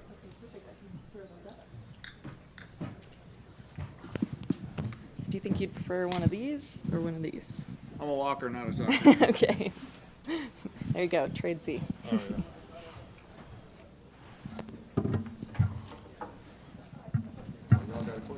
We do have a clicker. Take that too. Walk and click.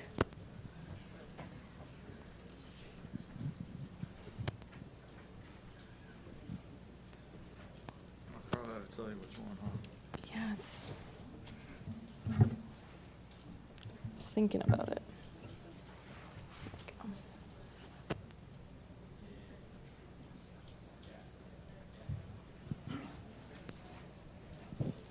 Is it one of these ones? Oh.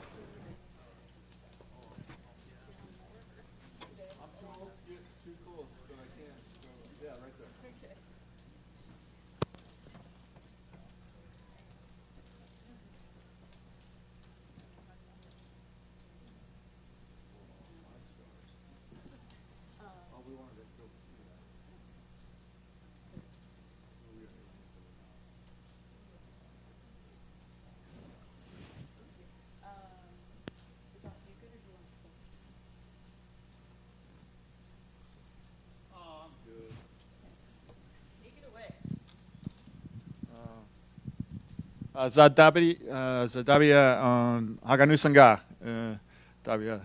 Hello, thank you. I hope you have a good weekend.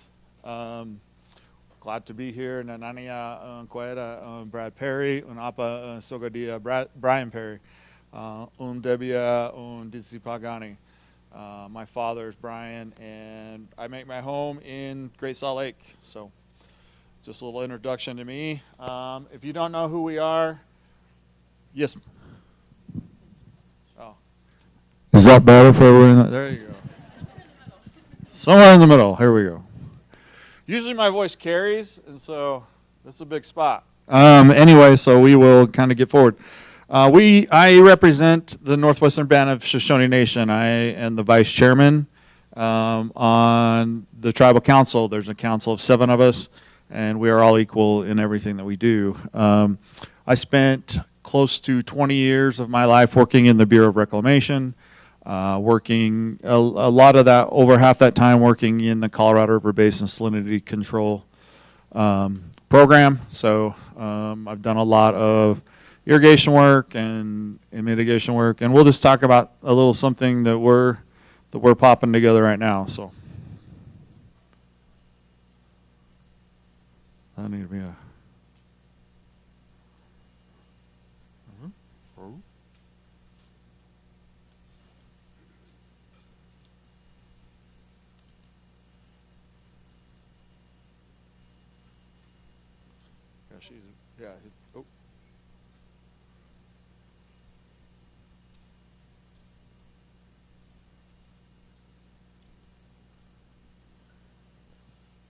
spin pinwheel. I don't want to do it. That's all right. It just means the great creator's like, no, don't show that video. You look too good. So I just kind of want to talk to you a little bit about the Great Salt Lake. This is what's called the Ferries map from BYU, I think 1934.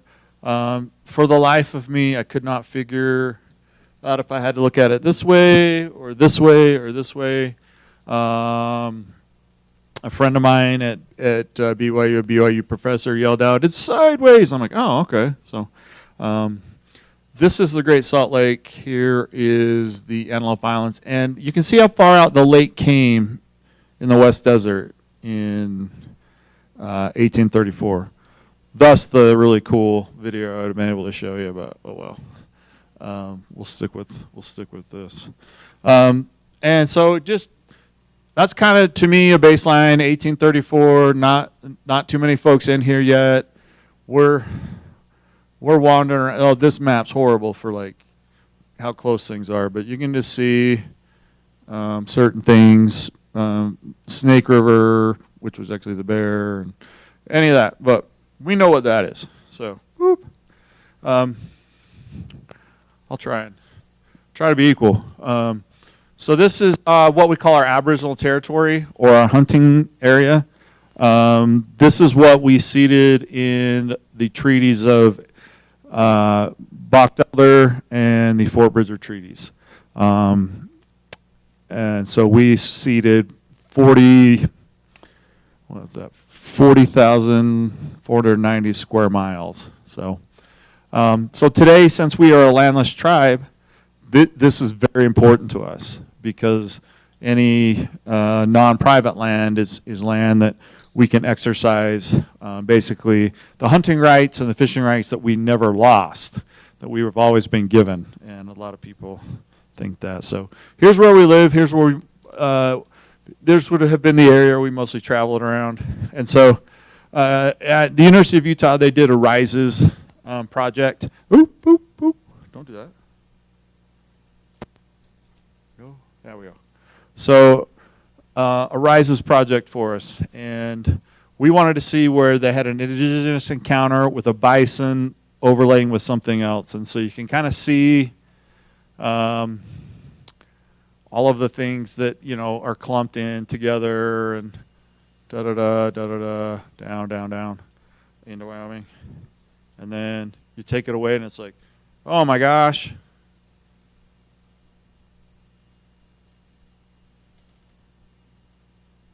We followed the Bear River. We constantly were near water, constantly.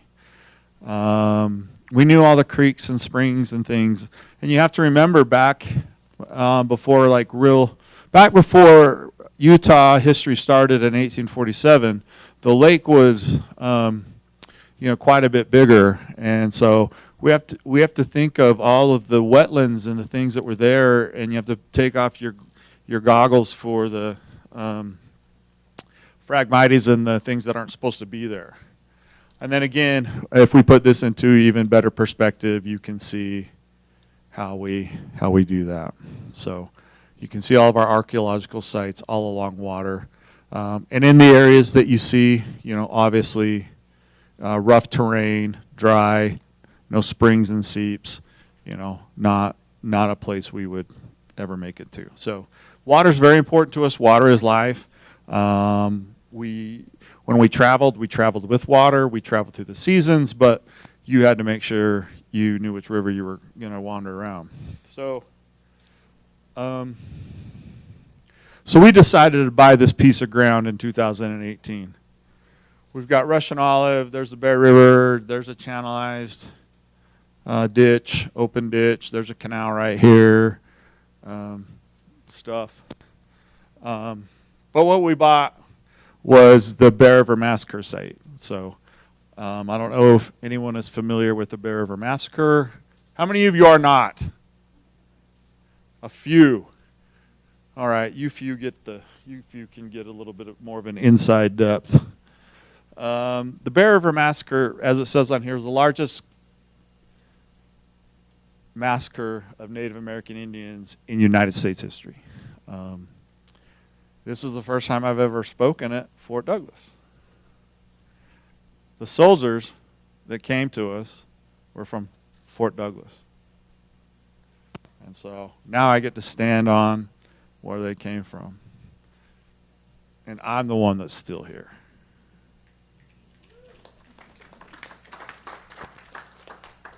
However, through efforts and of no work of my own, I was contacted by a granddaughter of, a great-great-granddaughter of Colonel Connor, who has expressed to me her love and admiration for our project, so hopefully we can finally take those two worlds together. Probably meet, she says she's been here several times, and meet there. We didn't think he had any kids. We thought it was kind of a, we were like, he didn't have any kids. But he was Irish, so he had a lot of kids. Anyway, this is that area that we bought. And we camped next to what was called Battle Creek. And if I go back one, this is what this is trying to show. This is one of the creeks of Battle Creek. It's actually called Beaver Creek at the time. What they didn't take time to draw out were all the fingerlings of the other creeks and canals. And wherever you're from, it's creek or crick, or wherever you go, it's creek or crick. Like I fish at Lost Creek, I'm building creeks. So this was an old locomotive bridge over Battle Creek. And you can see, as my late Uncle Bruce would say, I could throw a football over that. So it was about 40, 50 yards across. He literally was Uncle Rico. But he did win the state championship, and this was in Preston, so it all made sense when he was there. This is that same creek from that same photo in 1949. That's what people, I think, are more used to, is this sort of a thing. So from the 1880s until about 1950, you can see, wow, irrigation has come in. The Twin Lakes Dam and the other dams that have been placed there. In 1961, we have one looking down. That hill is right here, and this is now the creek. This was made into a feed lot area through here. So a big mess. And this is that same area in 2021. So we took out some Russian olives. We went through there, and we've been planting things. And I don't know, is Rose Smith here? Raise your hand if you're here. She put a beaver dam in right there. Our first one, because it's, as we go throughout the project, we're gonna talk about the importance of those little critters. All right, so we bought the property in 2018. We looked at it for a year. The tribe said, "Hey, can you leave your government job?" I'm like, "No, I just got a GS-13. I have a year and a half left so I can get some benefits of 20 years." They're like, "Yeah, but come anyway." And I'm like, "Oh, that sounds cool. Let's go." So we jump over, and then we're just going to do this native, okay. And you can see what our goals were. This is my dad. This is my cousin Jeff. The goal, basically, we thought, let's restore this as closely as we can to 1863. Like, what would our ancestors remember? What would they think? You know, create better water quality. I worked in a water quality project, so that's what I want to do. Prevent future drought and create a culture area to utilize medicine plant foods. And that's what we came up with in the tribal council. That's what they came up with me. And so that's where kind of my first thoughts is like, oh, cool. Kind of a nice, easy project. Yeah, some people know. So my topic was old culture meets new science, basically. Let's start looking at some new science. So when you go out there and you look around and then you hire scientists, biologists, they want to restore the land, water, wildlife, it would go with it, it's culturally important, and they write all these big sentences. And they start taking photos of things, which is great. That's really cool. And I thought, oh, this is great. These guys will work. This team at BioWest is not overdoing stuff. They do wonder why we only have one word for Fremont that tree, and they've got like 9. And we think, and they think we're weird. Figure it out, fellas. And so we just said, hey, let's take a day one shot of the property. This is Battle Creek that comes back through there, out through there, through there. At the time of the massacre, the Bear River would have run about here, came about here, and all these things would have been right through here. And the camp would have been right in here, like where the road was. And so, yeah, water is going straight. We're like, hey, if we're going to plant trees, like we can't have straight going water. The other reason that we would go there, the other reason we want to protect it, are hot springs. We would go there for warm dance. This place, depending on which band of Shoshone you're from, Soogani or Mosondegani, it means the same thing, the place of the lungs. So you knew, like, if the leaders were like, hey, we're going here, you knew where you're going. And this is what's left of the hot springs. We're working with Kelly Bradbury at USU to extend out and keep our students go out and keep finding hot spring pots and pools that were various places that they've already been finding. So very, very cool. So instantly, first day, I'm out there with my engineer. I got a couple of biologists. Hey, we need to remove invasive species. You know, look at that. That's da-da-da. Here's science removing invasive species. Hey, at least this is this height. There's this much water. There's this. What does that mean? Well, you need chest waders here. You need boot waders here. And I'm like, no, I'm not going. So I'm in charge. I don't climb down things. So I was like, okay, sounds cool. We get started. You can see that peninsula. We were introduced to the Utah Conservation Corps at Utah State University. They, in my opinion, are the best in the world at doing this, and I don't say that lightly. I think that Utah Conservation Corps has the exact right temperament to come and work on a project like this. They do everything by hand. They live on the site while they do it. They turn into bats at night. I mean, they just really do a good job. And so we get a new batch of students every year. And they're from all over the country. And they're so wonderful to meet. And boy, do they get at it. That's just after 1 year. And you can kind of see the coverage that they get.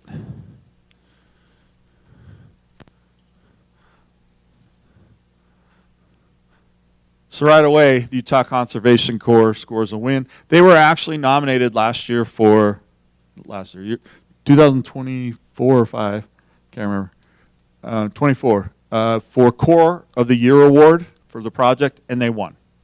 So congratulations, Utah State.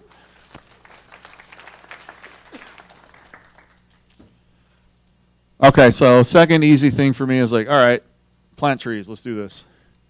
So you get your plant tree growing community together. You get volunteers. You need volunteers.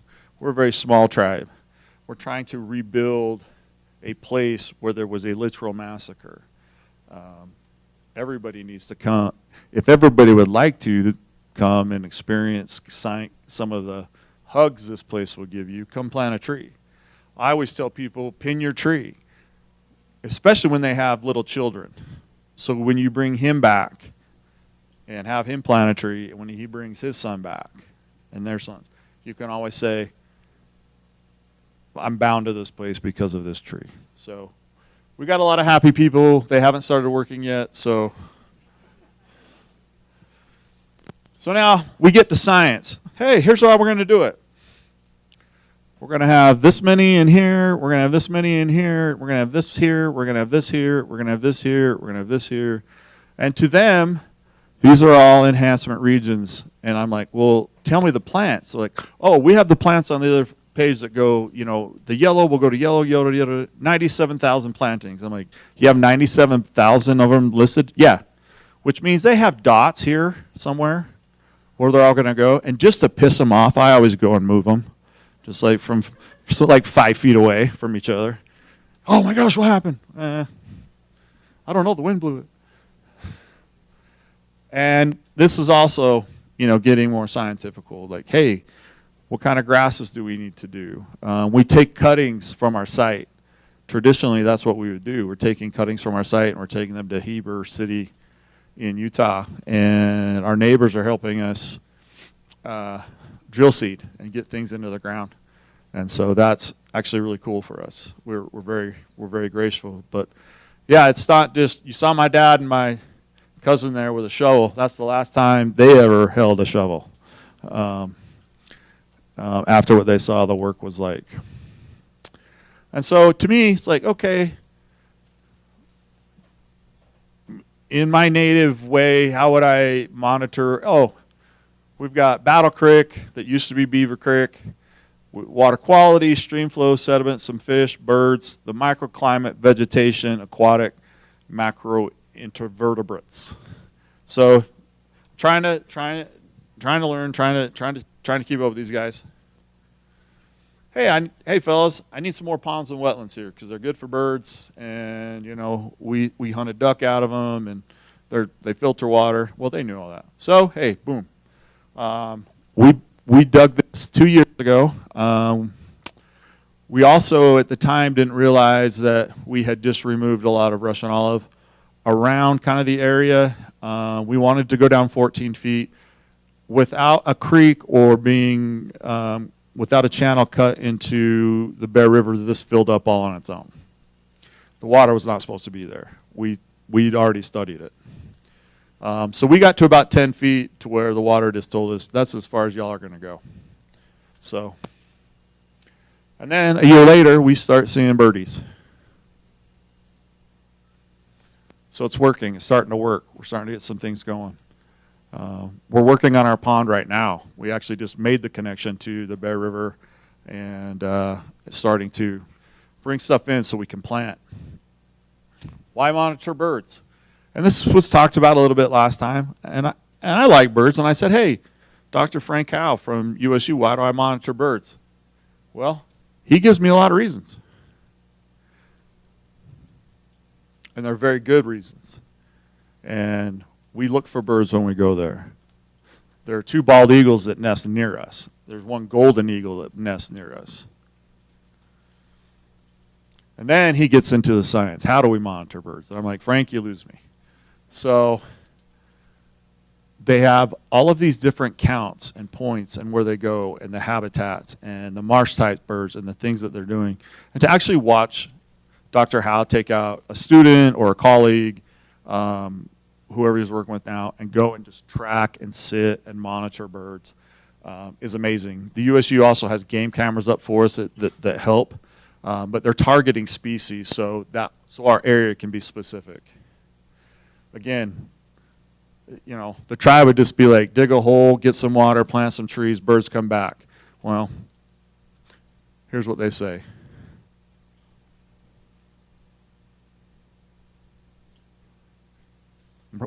We have goals.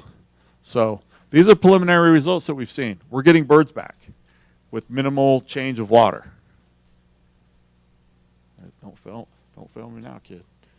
And then the secretive marsh birds that they get down and see. You know, wintering on the site, being there. It's coming alive again. The place, when I was a kid, I'd go there. I mean, we didn't go often. Like my grandmother, I don't even know why. She just was like, hey, we're going up there one day. And so she loaded me and my sister and my dad and her mother, my great-grandmother, and to a car and said, we're going up there. And my grandfather had his little camera and was taking photos of my sister and myself, and we just recreated that photo recently, but it was dead. The place to me was dead. That was my first experience. I think I was 8 or 9, and I still remember that feeling. And now seeing life is different. Okay, so in a native brain here, hey, okay, let's talk about this. Let's do some creek meanders and some river meanders through here, do some ponds, have a fish. This is what that stuff will do. We think it's pretty neat. Hey, we'll try and help protect our hot springs at the same time. And so then we start looking at existing conditions. Wow, that's a really cool beach. I fell right in. That's not sand. I think a carp bit my toe. They don't believe me, but I have stitches. So, yeah, that is the water flume coming out. And so we create this.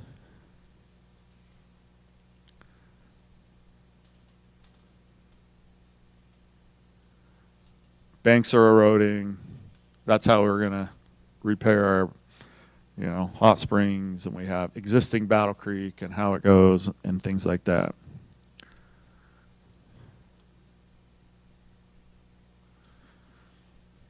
Well, we're actually doing work, finally. Oh, I didn't realize, why'd that one work and the other one? So we're putting in culverts. A couple years ago, y'all remember 100-year snow event or whatever, we had about 175 to 200 CFS coming down that little Battle Creek, and we had to ask Miss Rose Smith and Rangeland to come out and do another beaver dam because our poor guy is downstream somewhere. But we realized we could never handle that again, or that canal would fail, or if someone fell in, you couldn't get out of that canal. You can stand up and walk out of here. So we've been doing that. That's how we're going to take the Battle Creek water and shove it over to our spot. This was a fun swimming pool that a lot of the locals gave me comments on. But they didn't have to pay $15 for their comments. They just drove by and yelled at them for free. So you can kind of see where we're going here. Just progress, hey, it used to be this one way, water flow, water data. This is obviously in the high flow year after the main runoff came down. Took out 2 of our bridges, but we did get the data. So we have like these nice little points up here, and then these nice little points. And we have to know, in order to keep everything working together, like fitting that jigsaw puzzle together, what do we have to do here to create this, to create that? These are the things that we measure.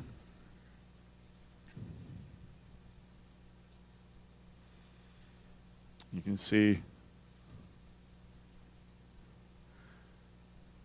total phosphorus is 0.05. That's not good. I don't recommend drinking this water. Walking across it, you can try. I tried it. It didn't work, but you can try. And you can just see the gravel, the bed loads that we're getting. This is the sampling we're taking. This isn't good for our aquatic life that we want there. I mean, we want Bonneville cutthroat trout back there. Those beaver dams back then held those trout for us. We'd take those big old baskets, get down in there in them dams and rush out a trout or 2, and then that was dinner for that night, But we have found native species in the area. So it gives us some goals. Why are we doing this? Well, at first when I told you, it's like we bought it. They brought me on. It was a very culturally we do this. Like that was the first thing to us culturally. We can't teach our culture in a building. We have to teach it on the ground. We're surviving. We're still here. So that's why we did this. And so we recognize drought, and we recognize the Great Salt Lake. And we are the only Native American tribe in any of the basins that has water that goes to the Great Salt Lake. Tribes try not to step on each other's toes. The Navajo people and the Ute people don't want me going down there to talk about Bears Ears. They're allowed to come and give me some guidance on how to protect my own. I'll thank them and drive them back. This is our issue as a tribe.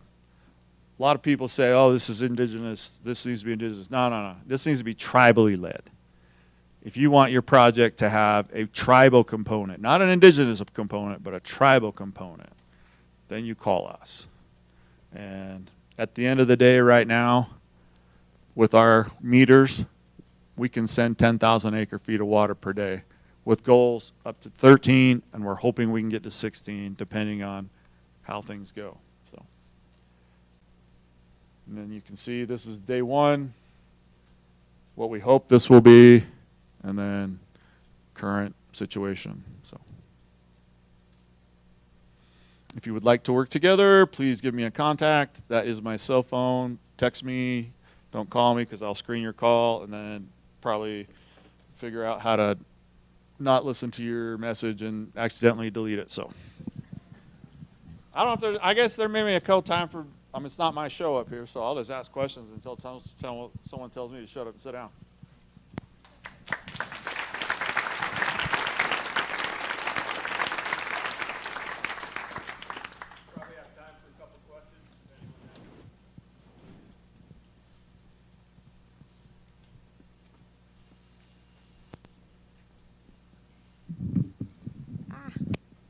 Super short.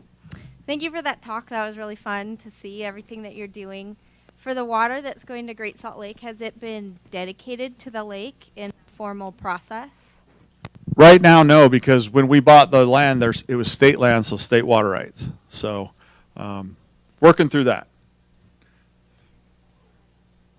And yeah, working through Idaho and Utah. Yeah, Utah wants it. Idaho's the problem.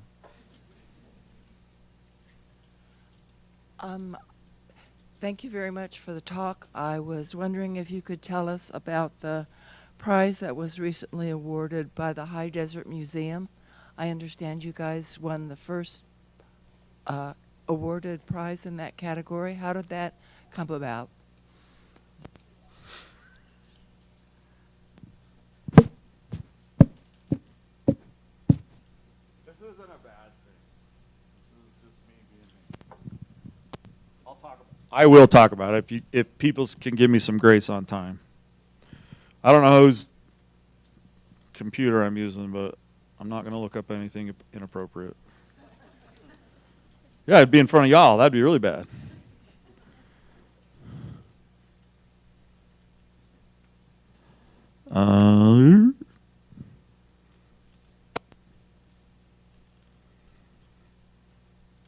Sorry, I'm blind. Like, yeah, it's easier for me. It's easier for me to talk about it that way. If I start to tick, that just means I have anxiety. So, I never have anxiety when I'm speaking, but yeah.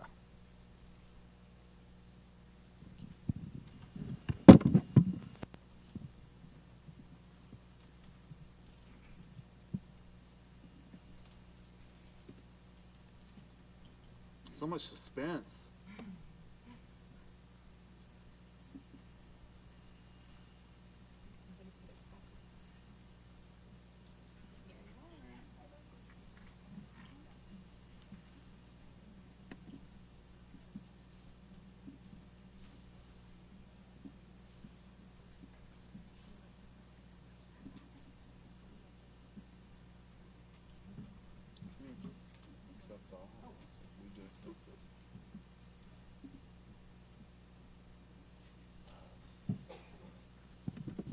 this is the question that was just asked.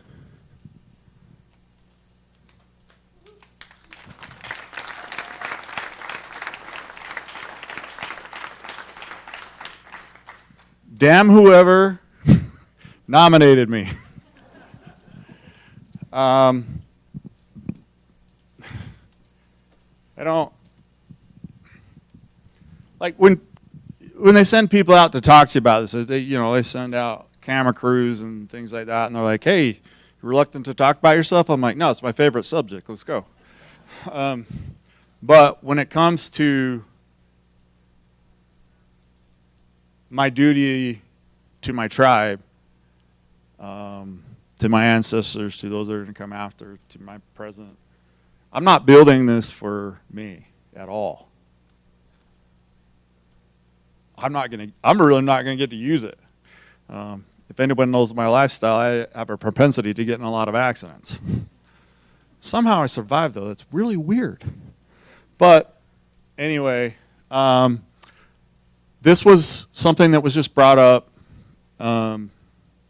this last year, and you could make nominations throughout the West. You can look at it. If you look up Schnitzer Prize of the West, you can find it.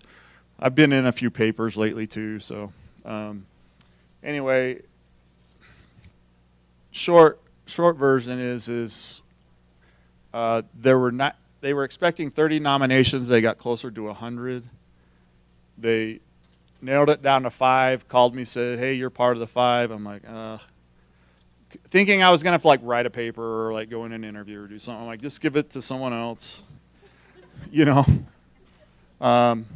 But then in that same phone call, the guy Jordan Stinser said that I'd won. So it was weird. Grateful I was with my mother, who unfortunately can't travel with me to the place.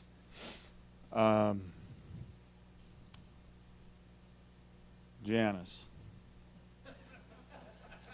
Do you want to stand up? Janice is one of the ones that submitted my name.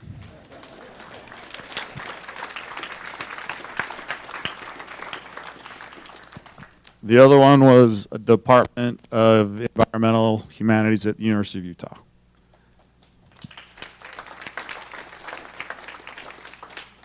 I have not been told the third. They wouldn't tell me. And if Janice wouldn't have shot me a text last night saying, "Hey, what should I say about you?" And I'm like, "Ooh, I got a lot." I wouldn't have known. So when I said, "Well, why in the world would you guys choose me here now, our project?" And they said, you and the project were the only one with 3 nominations. Everybody else only had 1. There are 92 other folks out there that are working on projects like this in the western United States, west of Mississippi. 92 other people should or could have their face right there, and probably will sometime in the future. So I think, to answer the question, is this philanthropist has decided that through a museum to start a legacy of we want to highlight more people doing things in the West. And so, but I'm first.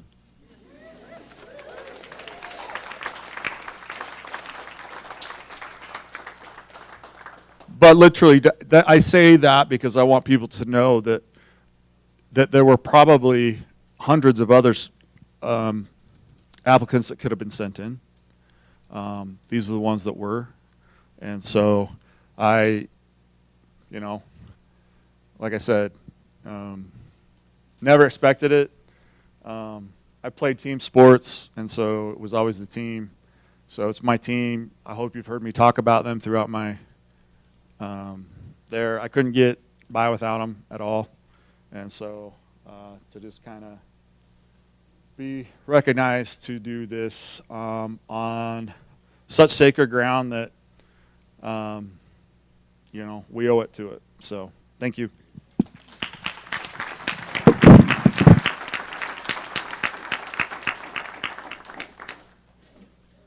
in the back if you have any more questions. Let's take our break. Please be back at 3:30. Thank you.